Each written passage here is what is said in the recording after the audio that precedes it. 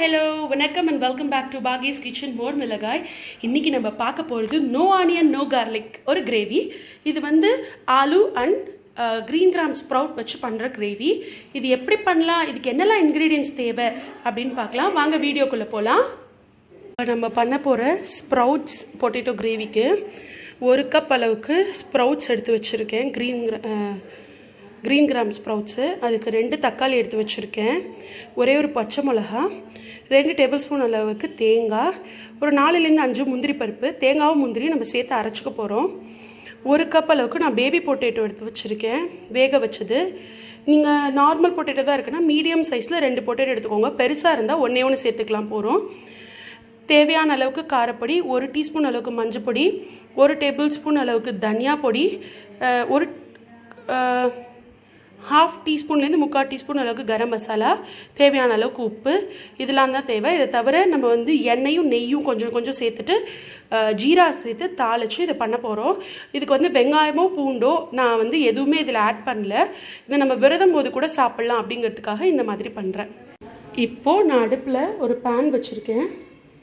அதுக்கு கொஞ்சமாக 1 ஸ்பூன் அளவுக்கு நெய் சேர்த்துக்கலாம் ஃபஸ்ட்டு. அப்புறமா 1 ஸ்பூன் அளவுக்கு எண்ணெய் சேர்த்துக்கோங்க. கம்மியாக வேணாலும் எண்ணெய் சேர்த்துக்கலாம். அவ்வளோதான், இது போதும்.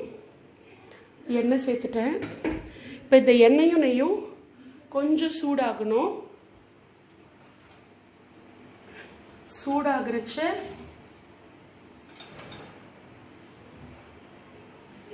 என்கிட்ட இங்கே ஷாஜீரா இருக்குது, அது ஒரு 1/4 டீஸ்பூன் அளவுக்கு சேர்த்துட்டு, நார்மல் ஜீரா இருக்கு இல்லையா, அது ஒரு 1/4 டீஸ்பூன் அளவுக்கு சேர்த்துக்கலாம். இது ரெண்டும் பொரியிற வரைக்கும் நம்ம வெயிட் பண்ணலாம். இது வந்து சப்பாத்தி பூரி அதுக்கெல்லாம் ஒரு நல்ல சைட் டிஷ்ஷுங்க. கண்டிப்பாக இதை ட்ரை பண்ணி பாருங்கள். வெங்காயம் பூண்டு சாப்பிடாத அன்னைக்கு கூட கண்டிப்பாக நம்ம இந்த மாதிரி நல்லா சாப்பிட்லாம். இப்போ அது ரெண்டும் பொரிய ஆரம்பிச்சிச்சு இல்லையா, இந்த பச்சை மிளகாவை ஆட் பண்ணிக்கிறேன். பச்சை மிளகா கொஞ்சம் வதங்கணும். 1 பச்சை மிளகா தான் சேர்த்துருக்கேன், ஏன்னா இப்போ வர பச்சை மிளகா நல்லா காரமாக இருக்குது. அதோட நம்ம காரப்பொடியும் ஆட் பண்ணுறோம் அதுக்காக. இப்போ இந்த பச்சை மிளகா லைட்டாக வதங்க ஆரம்பிச்சோன்னே இந்த தக்காளியை சேர்த்துடுறோம். தக்காளியை சேர்த்து ஒரு 1 மினிட் அளவுக்கு வதக்கிக்கலாம். தக்காளி ஒரு 1 மினிட் வதங்குற கேப்பில் நான் வந்து ஏன் பொட்டேட்டோவை முன்னாடியே வேக வச்சு எடுத்துக்கிட்டேன், இப்போ குக்கரில் தானே பண்ண போகிறேன்னு கேட்கலாம். ஸ்ப்ரவுட்ஸ்லாம் 1 விசில் அளவுக்கு நம்ம வேக வச்சா போகிறோம். அதனால் நான் வந்து பொட்டேட்டோவை முன்னாடியே வேக வச்சுக்கிட்டேன். வேக வச்சு தோல் உரித்து கட் பண்ணி வச்சுருக்கேன். இப்போது நம்மளோட தக்காளி கொஞ்சம் வதங்கிடுச்சு. ரொம்ப வதங்கணும், மேஷியாக வதங்கணும்லாம் அவசியம் இல்லை. கொஞ்சம் உருவம் தெரிகிற மாதிரி வதங்கிறது தான் நல்லது. இப்போது இதில் நம்ம கட் பண்ணி எடுத்து வச்சுக்கிற பொட்டேட்டோவை ஆட் பண்ணிக்கலாம். பொட்டேட்டோவை ஒரு 1 நிமிஷம் இந்த எண்ணெயில் வதக்கிக்கோங்க. நம்ம பொட்டேட்டோவும் சேர்த்து ஒரு 1 மினிட் ஆயிடுச்சு. இப்போ இந்த எடுத்து வச்சுருக்க 1 கப் ஸ்ப்ரவுட்ஸ் ஆட் பண்ணிக்கிறேன். ஸ்ப்ரவுட்ஸ்லாம் ரொம்ப நல்லது, அதை ரொம்ப வேக வைக்கக்கூடாது. 1 விசில் அளவுக்கு வேக வச்சாலே போகிறோம். உங்களோட குழந்தைங்களுக்குலாம் நீங்கள் இப்படி பண்ணி கொடுக்கலாம். ஸ்ப்ரவுட்ஸில் புலாவ் பண்ணி கொடுக்கலாம். நெக்ஸ்ட்டு உங்களுக்கு நான் ஸ்ப்ரவுட்ஸில் பண்ணுற புலாவ் வீடியோவும் அப்லோட் பண்ணுறேன். இது ஒரு 1 மினிட் மட்டும் வதங்கட்டும்.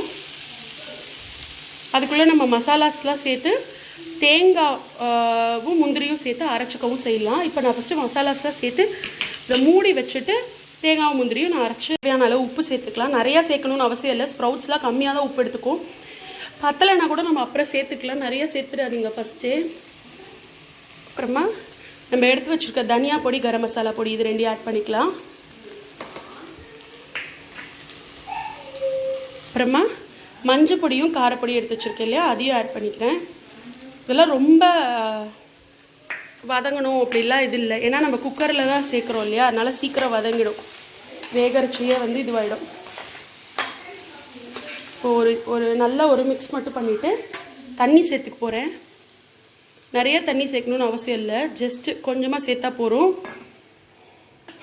ஏன்னா ஸ்ப்ரவுட்ஸ் எல்லாம் வேக ரொம்ப தண்ணி எடுத்துக்காது. ஒரு ½ கப் அளவுக்கு தண்ணி போகிறோம். இதை ஃபஸ்ட்டு 1 விசில் அளவுக்கு வேக வச்சு எடுத்துக்கலாம். அந்த கேப்பில் நான் வந்து நம்மளோட தேங்காயையும் கேஷ்யூவையும் அரைச்சிடுறேன். இதை 1 விசில் அளவுக்கு மூடி போட்டு வேக வச்சுக்க போகிறேன். இப்போது ப்ரெஷர் கம்ப்ளீட்டாக அடங்கியாச்சு. இப்போ நான் குக்கரை ஓப்பன் பண்ணிக்கிறேன். ஓப்பன் பண்ணால் இந்த கன்சிஸ்டன்சியில் வந்து நம்ம இருக்கும் வெந்து. மறுபடியும் அடுப்பு ஆன் பண்ணதுக்கப்புறமா இந்த தேங்காவும் முந்திரியும் அரைச்சி வச்சுருக்கிற பேஸ்ட் அதில் ஆட் பண்ணிக்கலாம்.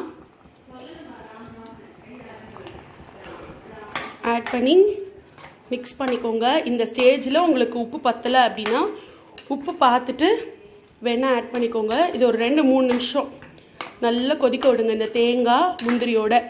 அப்போ வந்து இது கொஞ்சம் நல்லா கெட்டி ஆகிடும். பூரிக்கு தொட்டு சாப்பிட்ற மாதிரி இருக்கும். இந்த கன்சிஸ்டன்சி வந்து சப்பாத்திக்கு தொட்டு சாப்பிட்டா நல்லாயிருக்கும். உங்களுக்கு வேணும்னா இந்த உருளைக்கிழங்குகளை இன்னும் கொஞ்சம் ஒரு 2-3 உடச்சி விட்டுக்கோங்க. அப்போ வந்து கொஞ்சம் கிரேவி திக்காக இருக்கும். இந்த மாதிரி மேஷ் பண்ணிக்கோங்க அங்கங்கே. ஸோ தட் கிரேவி கொஞ்சம் திக்காக இருக்கும். நம்ம ஏற்கனவே கேஷ்யூவும் தேங்காயும் பேஸ்ட்டாக அரைச்சிருக்கிறதுனால கெட்டியாக தான் இருக்கும். இது நல்லா கொதிச்சுட்ருக்கு. இன்னொரு 1 நிமிஷம் கொதிக்கட்டும். இதே மாதிரி நீங்கள் மிக்சட் ஸ்ப்ரவுட்ஸ்லையும் பண்ணலாம், நல்லாயிருக்கும்.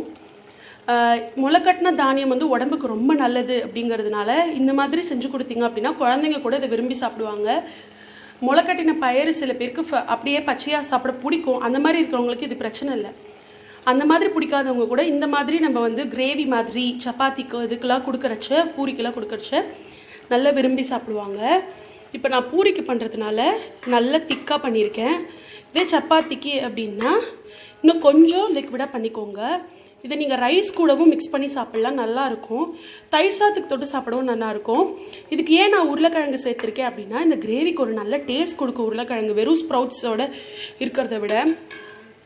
அதனால் நான் இதில் கொஞ்சமாக உருளைக்கிழங்கு சேர்த்துருக்கேன். நீங்கள் கண்டிப்பாக இதை ட்ரை பண்ணி பாருங்கள். மசாலாவும் ரொம்ப மினிமமாக தான் இருக்கும். நம்ம ஏன்னா ஒரு 1/2 டீஸ்பூன் அளவுக்கு கரம் மசாலா மட்டும்தான் சேர்த்துருக்கோம். ஜீராவை தான் இதில் சேர்த்துருக்கோம். இந்த நெய் நம்ம சேர்த்தது வந்து இதுக்கு ஒரு நல்ல ஃப்ளேவர் கொடுக்கும். அதனால் கண்டிப்பாக நெய் சேர்த்துக்கோங்க. உடம்புக்கு நெய் வந்து ரொம்ப நல்லது. ஒரு நாளைக்கு 1 டீஸ்பூன் அளவுக்கு நெய் சாப்பிட்றது ரொம்ப ரொம்ப நல்லது. இதில் நான் அது மொத்தமாகவே 1 டேபிள் ஸ்பூன் தான் சேர்த்துருக்கேன். நான் வந்து ஒரு 6-7 பேருக்கான கிரேவி பண்ணியிருக்கேன். அதுக்கே வந்து இது வந்து ரொம்ப ரிச்சாக இருக்குது இந்த கிரேவி. ஏன்னா நம்ம கேஷ்யூ இதெல்லாம் போட்டிருக்கோம். இப்போ ரெடியாக எடுத்து ஆஃப் பண்ணிவிட்டு நான் வந்து ஒரு பாத்திரத்தில் மாற்றிட்டு உங்களுக்கு காட்டுறேன். இப்போ நான் அடுப்பை ஆஃப் பண்ணிவிட்டேன். நீங்கள் வேணும்னா இதுக்கு மேலே கொத்தமல்லி போட்டுக்கலாம்.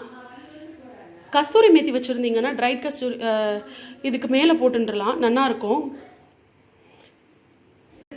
நம்மளோட டேஸ்டியான எம்மியான aloo and green gram sprout gravy ரெடியாக எடுத்து இது கண்டிப்பாக நீங்களும் உங்கள் வீட்டில் ட்ரை பண்ணி பார்த்துட்டு மறக்காமல் எங்களுக்கு கமெண்ட் பண்ணுங்கள். ரொம்ப ஹெல்தி கூட. நீங்கள் வேண்டாம் அப்படின்னு நினச்சா ஆலுவை அவாய்ட் பண்ணிக்கலாம். ஆனால் இதில் உருளைக்கிழங்கு சேர்க்குறது தான் ஒரு நல்ல டேஸ்ட் கொடுக்கும். மறக்காமல் இதே மாதிரி நிறைய ரெசிபிஸ் பார்க்கணும் அப்படின்னா இது வரைக்கும் நம்ம சேனலை சப்ஸ்கிரைப் பண்ணலை அப்படின்னா கண்டிப்பாக சப்ஸ்கிரைப் பண்ணிக்கோங்க. பக்கத்தில் இருக்கிற பெல் ஐக்கனை ப்ரெஸ் பண்ணிக்கோங்க. அடுத்தடுத்த நோட்டிஃபிகேஷன் உங்களுக்கு வரதுக்காக. மறக்காமல் நம்ம சேனலுக்கு சப்போர்ட் பண்ணுங்கள், லைக் பண்ணுங்கள், ஷேர் பண்ணுங்கள், கமெண்ட் பண்ணுங்கள்.